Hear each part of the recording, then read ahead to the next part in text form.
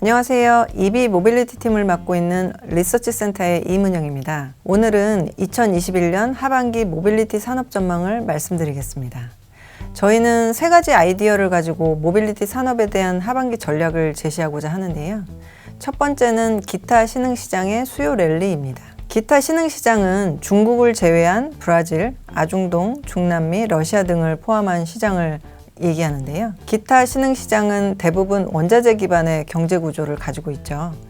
2014년 말 셰일 오일과 셰일 가스의 등장으로 유가 급락과 함께 자동차 수요도 급감하여 2015년에는 글로벌 수요의 28% 비중에서 2020년에는 24% 비중으로 축소되었습니다. 기타 신흥시장의 자동차 수요는 2014년 및 2015년에 피크 대비 거의 40%에서 50% 감소세를 기록하였는데요. 2020년에는 팬데믹이 겹쳐 지난 5년, 6년간 엄청난 이연 수요가 발생을 하였습니다.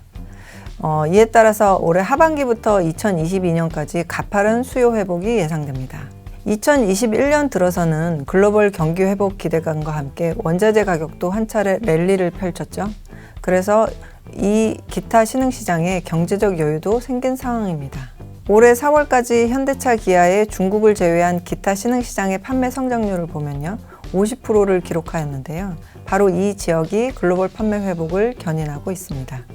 동기간 현대기아차의 전체 글로벌 판매 성장률은 30% 수준이었기 때문에 이미 기타 신흥시장의 수요 회복이 시작되었음을 알 수 있습니다. 기타 신흥시장의 수요를 강조하는 이유는 첫 번째로는 한국 공장의 가동률 때문입니다. 현대차, 기아의 한국 공장 합산 판매 대수는 2015년 360만 대를 피크로 해서 2020년에는 290만 대를 기록하였습니다. 지난 5년간 거의 66만 대의 판매가 감소하였습니다. 해외 생산의 증가와 기타 신흥시장의 수요 부진이 원인인데요. 한국 공장의 수출 대수도 2017년 이후 현대차, 기아 모두 100만 대를 하회하고 있습니다. 그러나 2021년에는 기타 신흥시장의 수요 회복에 힘입어 수출 대수는 다시 100만 대를 상회할 전망입니다. 기타 신흥시장 수요를 강조하는 두 번째 이유는 외국인 투자 지분 때문입니다. 한국의 애널리스트들이 현대차 그룹이 미국, 유럽 전기차를 모두 잘한다고 아무리 목놓아 외쳐도 외국인의 투자 지분율은 급감하고 있습니다.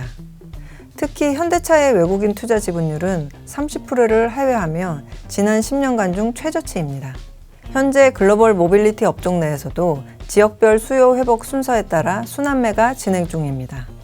기타 신흥시장의 수요 랠리가 인지되면 외국인은 현대차, 기아에 대한 다시 관심을 가질 것으로 예상됩니다. 현대차, 기아의 지역별 판매 비중을 보면 경쟁사 대비 신흥시장의 판매 비중이 높습니다.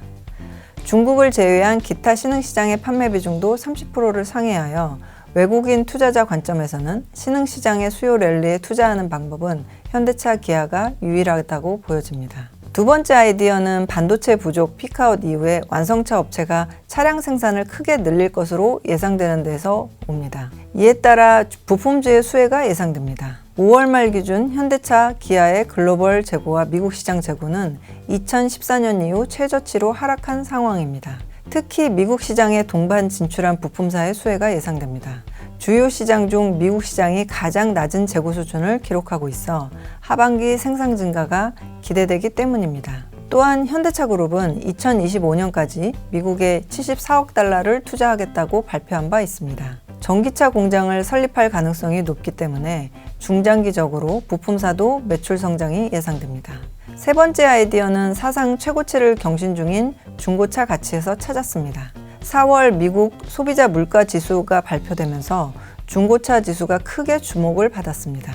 미국 소비자 물가의 서프라이즈를 이끈 것이 중고차 가격 급등이었기 때문입니다. 대부분의 해석은 차량용 반도체 부족으로 신차 공급이 줄어들면서 중고차 수요가 크게 늘었기 때문이라고 해석합니다. 그러나 우리의 생각은 조금 다른데요.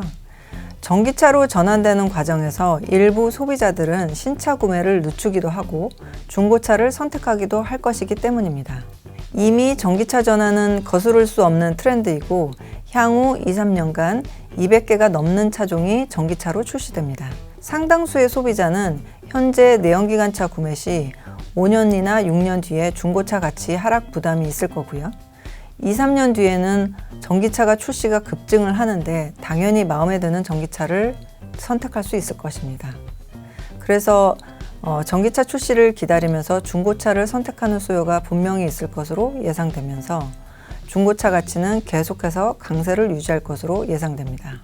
중고차 가치 상승에 따른 투자 아이디어는 첫 번째는 렌터카 회사입니다.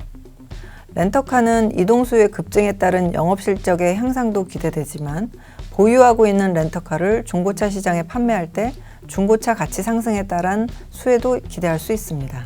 두 번째 아이디어는 타이어 업체입니다. 타이어 업체의 교체형 타이어 매출 비중은 통상 70%였으나 현재는 80% 수준을 보이고 있습니다.